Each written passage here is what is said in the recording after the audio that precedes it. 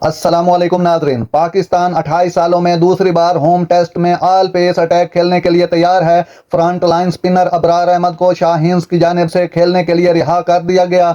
अबरार अहमद को शाहीन्स स्क्वाड में शामिल करने के लिए टेस्ट स्क्वाड से फारिग किए जाने के बाद पाकिस्तान अगले हफ्ते रावलपिंडी में पहले टेस्ट में बांग्लादेश का मुकाबला किसी माहिर स्पिनर के बगैर करेगा। इसका मतलब है कि पाकिस्तान ऑल पेस अटैक करेगा।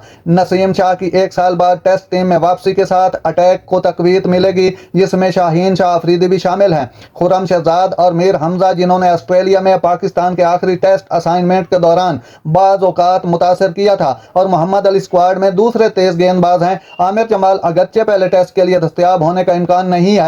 जमाल ऑस्ट्रेलिया में शानदार कारकर्दगी का मुजाहरा करने वाले खिलाड़ी थे। उन्होंने 18 विकेटें हासिल की थीं। नाजरीन, ऐसी बर वक्त खबरें सुनने के लिए मेरे चैनल को सब्सक्राइब कर लें। अल्लाह हाफिज़।